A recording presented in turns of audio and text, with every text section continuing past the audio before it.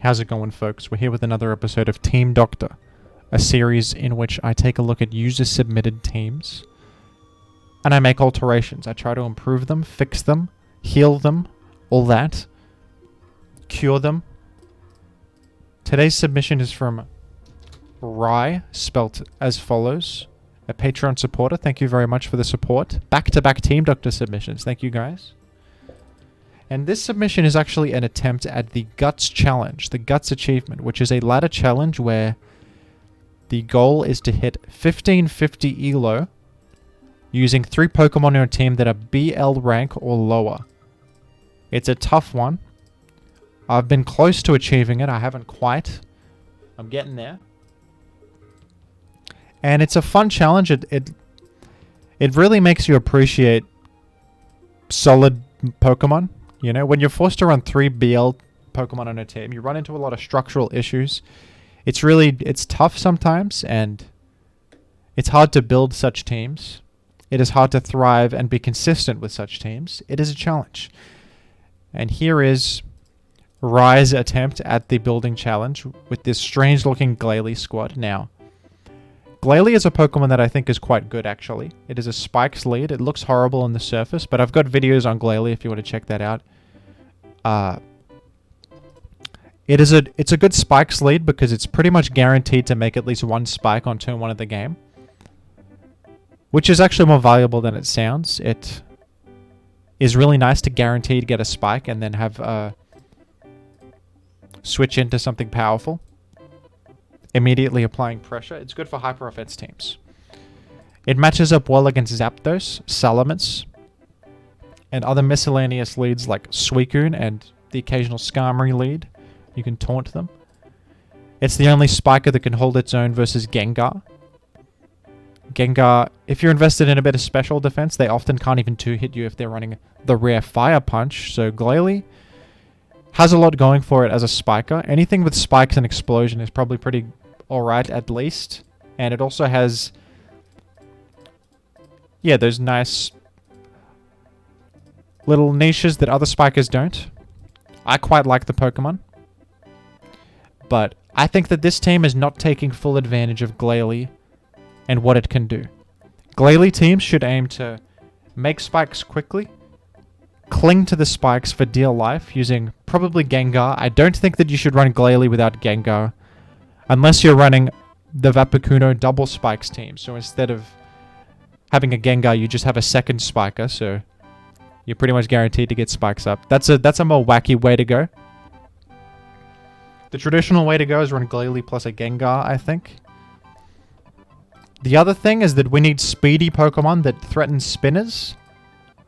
Otherwise, the enemy is just going to rapid spin and we're going to be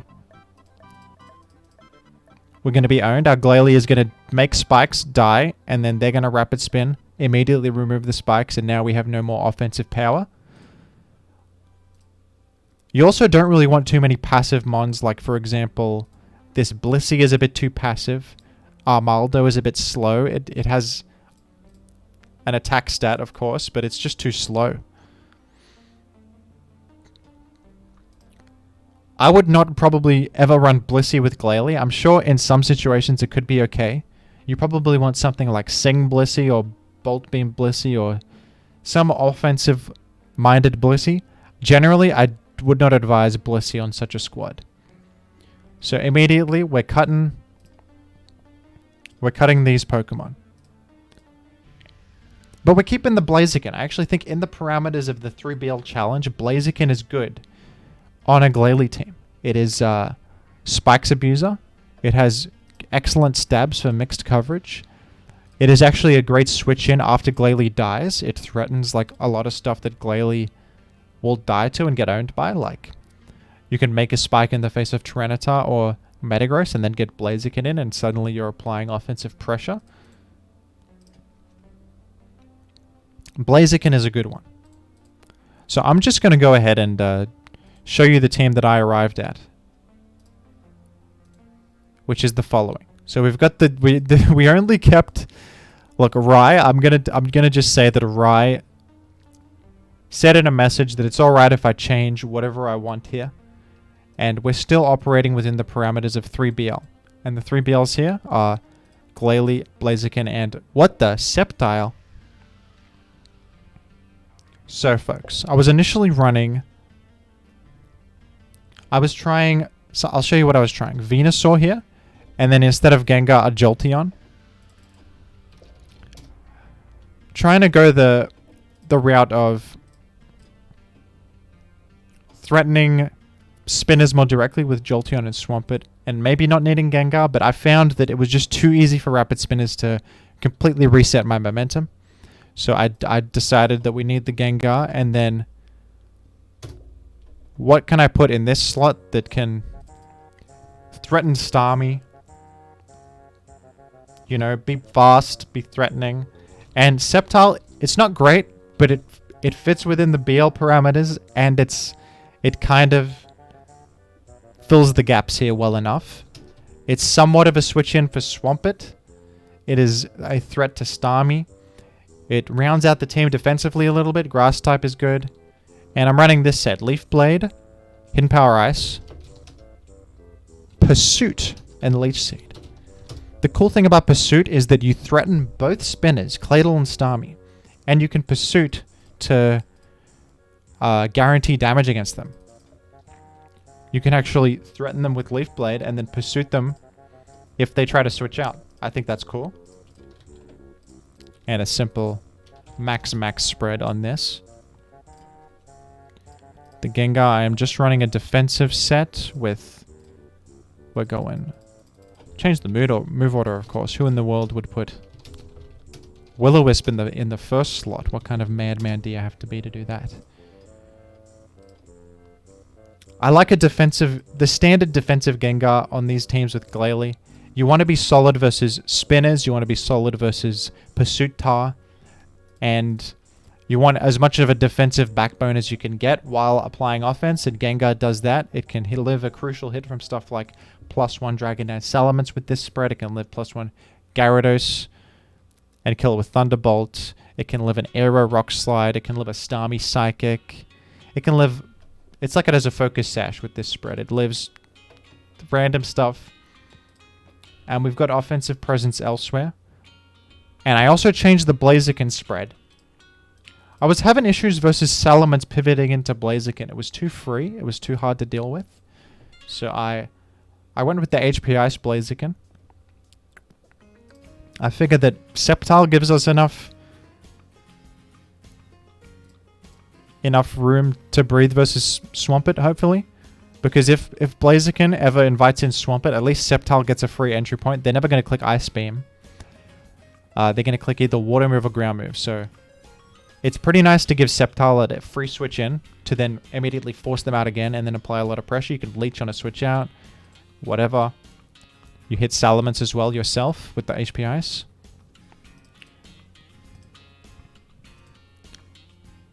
Something I like doing with this team as well is this Sceptile is Skarmory food a little bit. Even if I was running Thunder Punch, it does nothing to Skarm. It's not even worth running in my opinion. It also doesn't even kill Gyarados. I don't really like Thunder Punch on the Sceptile, to be quite honest with you. But the Sceptile is good at inviting in Skarmory, getting your Blaziken in, getting your Gengar in.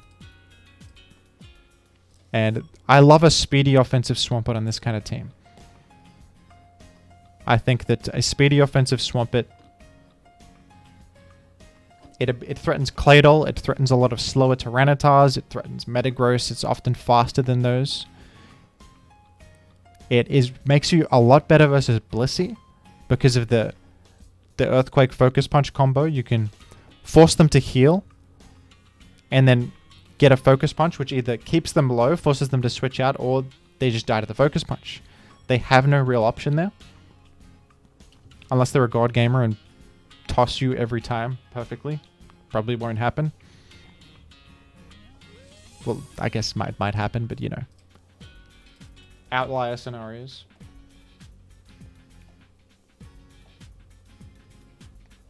Yeah. So the team, it's pretty... It's not like a great team. 3BL teams are never going to be great. But I think that this team can get you up to like the 1400s or something. I was laddering with it today.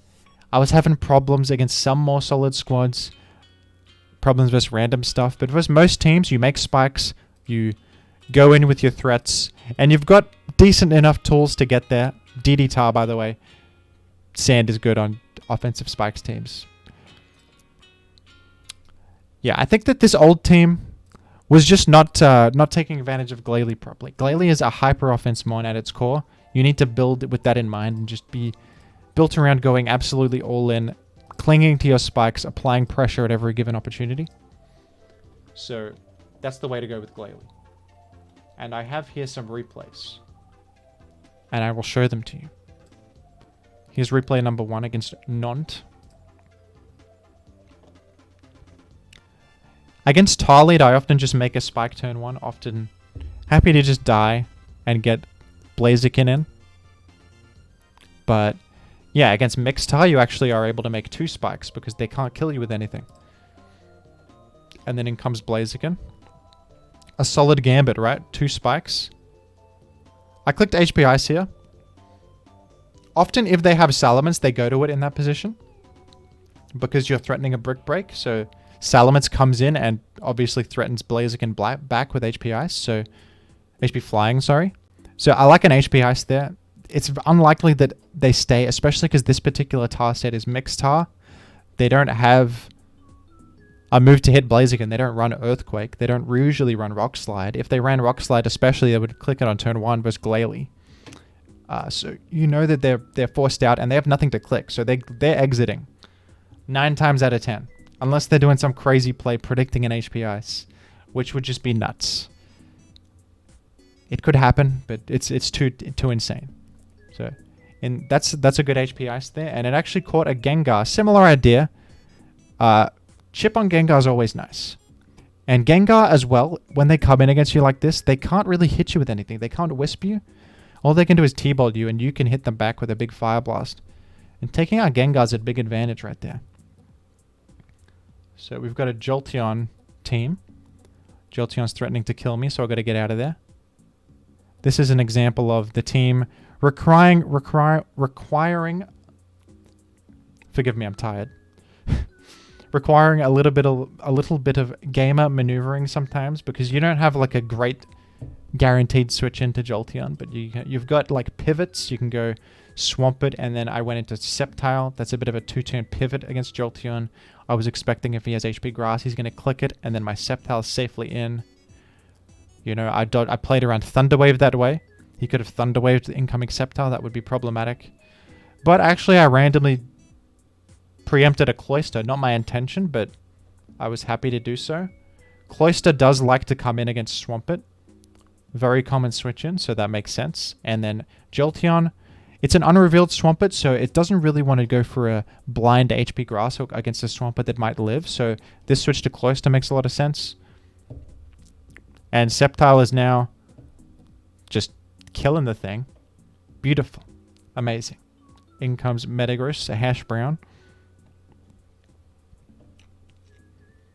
So Swampert can come in a pinch there.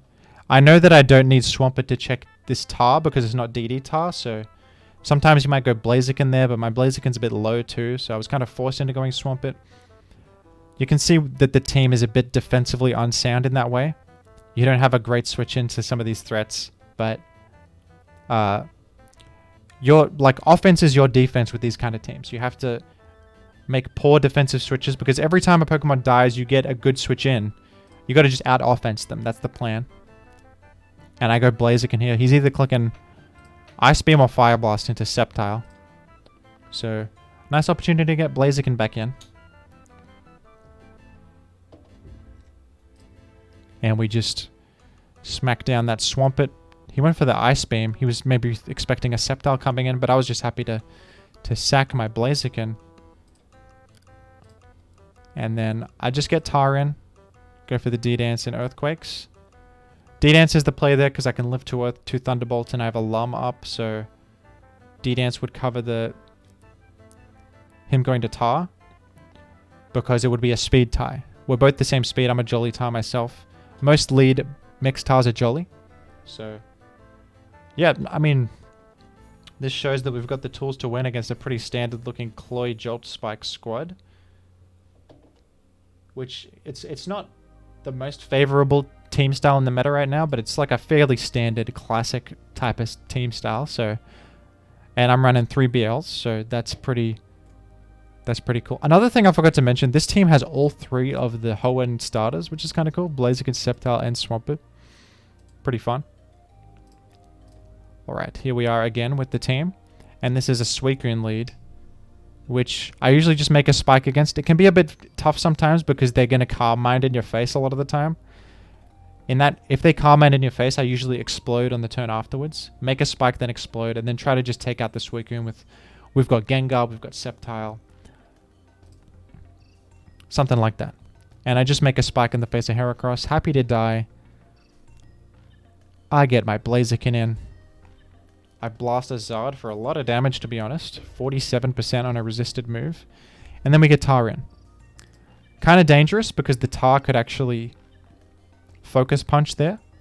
Or sub-Focus Punch. But a lot of them run beat up.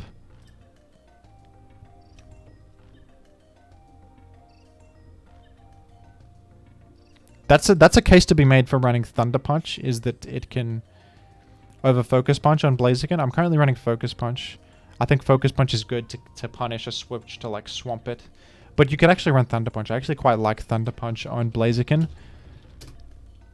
Hitting Charizard is not irrelevant. Like, this team can actually have problems against Charizard sometimes because it can sub up and then be a problem if it's got Focus Punch. We don't have a great option against it, so Thunder Punch is pretty nice. It prevents a sub in that position. Something to consider. I think it might be better even. Purely for that. But, yeah, it turns out it's a weird Zard. I think it's Modest Charizard, so luckily Gengar is faster. So we take out that threat. Yeah, I think that is a better decision, the Thunder Punch. I'll stick with that one. And another example of Sceptile getting an entry point against Swampert and then immediately applying offensive pressure. They're obviously invited to Hydro Pump. What else is Swampert going to do in the face of Gengar? It can't Earthquake. Ice Beam is not great. It wants to Pump. HP Grass would put it into Torrent range too. That's a common play you see. HP Grass Gengar will attack the Swampert. They're into Torrent range and then they Pump and take out the Gengar, which can be worth it sometimes. This guy probably wants to enable his Heracross by taking out Gengar. I go for a Leech. Always a good click on a switch out. Can't be bad. Unless they have Celebi. But other than that, can't be bad.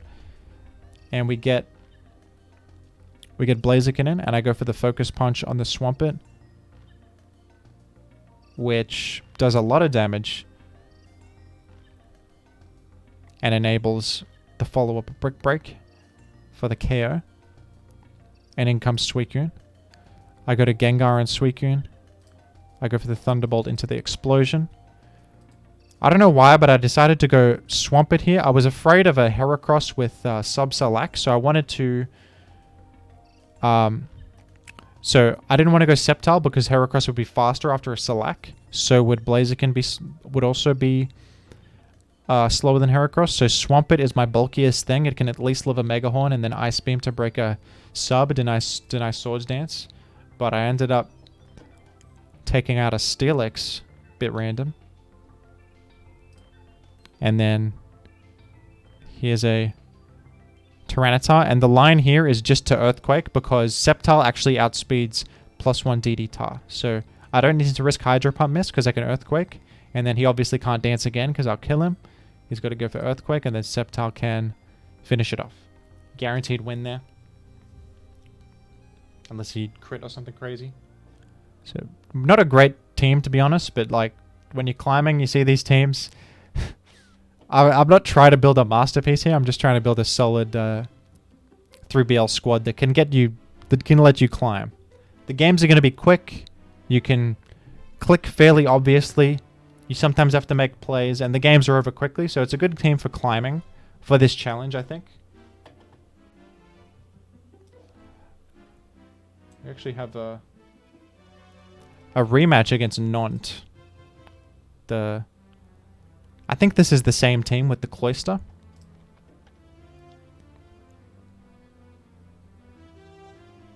Let's see what happened this time. We do the same play to make 2 spikes into the face of the Tar and to get Blaziken in. I was thinking about clicking Focus Punch there, but I decided against it. You could click Focus Punch there if you want to be risky. It often pays off, like, especially when I'm playing the same guy I just played. He knows I'm HP Ice Blaziken. So a Focus Punch could have gotten a lot there. But no worries, because we have the classic synergy, the Sceptile.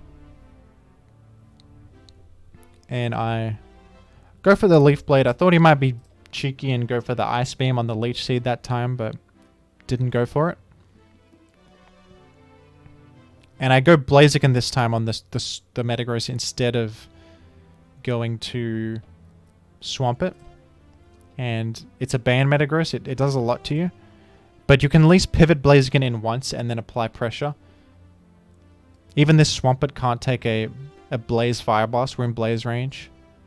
This Gengar is going to finish us off. I actually have to make an awkward play and go to my own Gengar here. Just to chip down this Gengar a little bit.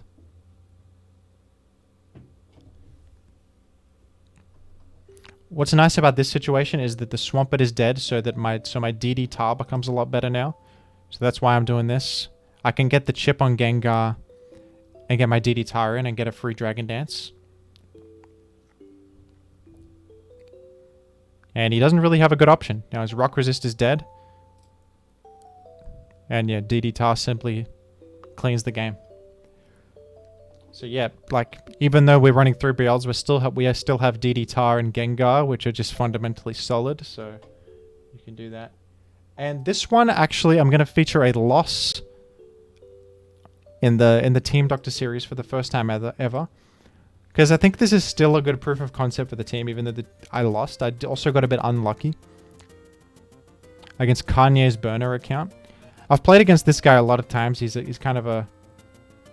He's a common ladderer. Not sure who he is in the community, he or she, but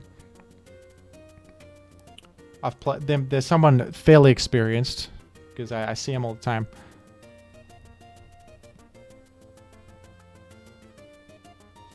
So this is the play I was talking about earlier, the spike into explosion versus Suicune. I go Gengar and go for the T-Bolts. I actually live a pump, luckily. So yeah, pretty positive for me. In comes Snorlax. I get a big boom off. Huge damage. And we get Tyron. Cut off the chip heal. Threaten Rock Slide. That's a dead Snorlax. That's big for our team with Sceptile. Get Blaziken in on the mash. Same situation as before. And it is a Salamence. Unfortunately missed the Fire Blast, but you can't complain too much. It would have been resisted. It's whatever. Turns out to be Mixed Ments.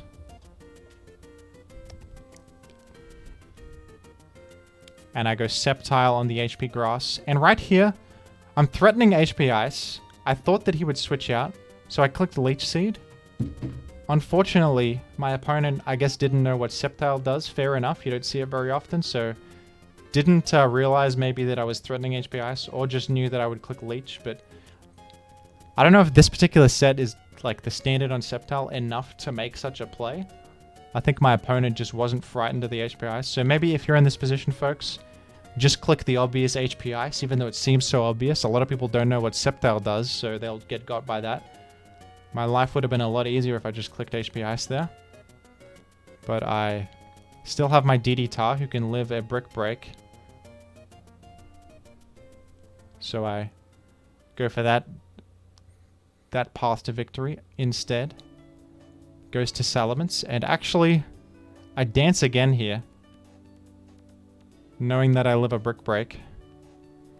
I also would have killed with Rock Slide even without the attack boost, so a little bit surprised by the stay in actually, but that's alright. And then We get the KO and Metagross, and then in comes a Heracross. And you're probably wondering how the hell did Jim lose this one? Well, there you go. We missed Rock Slide against the Heracross.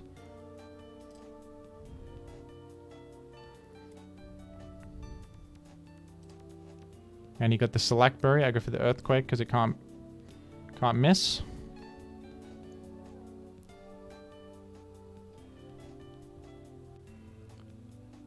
And all I can do is hope that Mega Horn misses.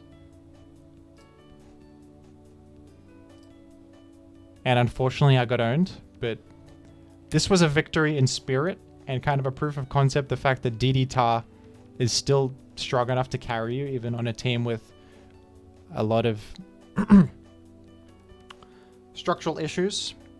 It's an offensive behemoth. It can go crazy. You can just enable, just take out the Rock Resist or enable some kind of DD Tar cleanup. Kanye West has failed to put a solid DD Tar check on the team and gotten away with it scot-free. Rule number 1 of Gen 3 OU, you have to have a plan versus Dragon Dance Tyranitar. I don't know how these people get away with it. What is your plan? I guess it's Metagross, to be honest. Metagross does help.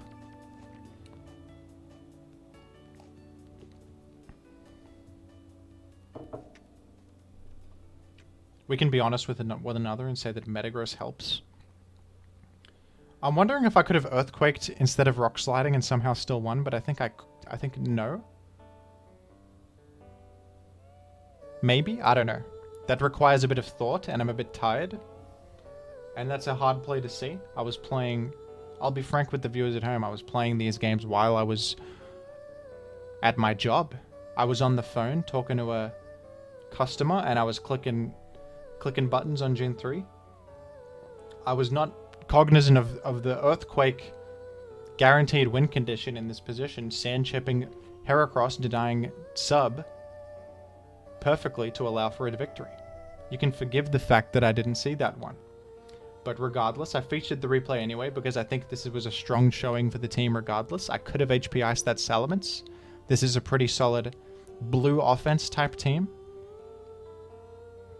I just realized I called into question the structural integrity of classic team blue offense. Forgive that. It's of course running Metagross and Suicune. It's solid versus Tar. Of course it has Heracross as well. I need to go to sleep. That's what I need to do. But Rai, I hope this was a cool direction to go with for the team, Doctor. You're gonna have problems, I'll admit. A 3BL team is never gonna be perfect, but this team could be good for climbing the ranks. I don't know if I myself would use it for the challenge at the ELO I'm at, because you want to use more solid stuff, like Stoli type stuff, I think, at the higher ranks.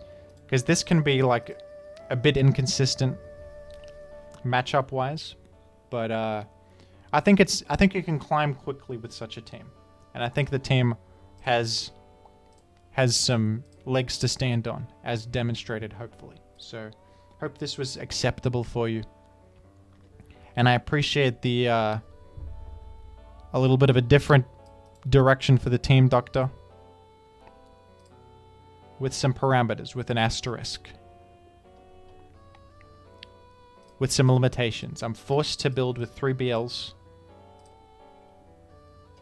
If you submit a team to Team Doctor, you can let me know any restrictions you want me to build with. Of course, within reason. You can't say, like, you have to run Doduo and Caterpie and whatever. Like, if it's going to be just complete crap, then I'm not going to do it.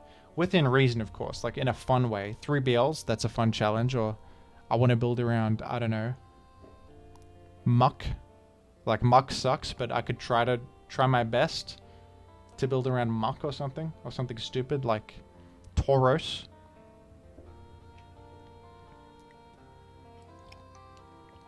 Alright, that ends the video, and I thank you for watching. We'll do some laddering or something tomorrow. Goodbye.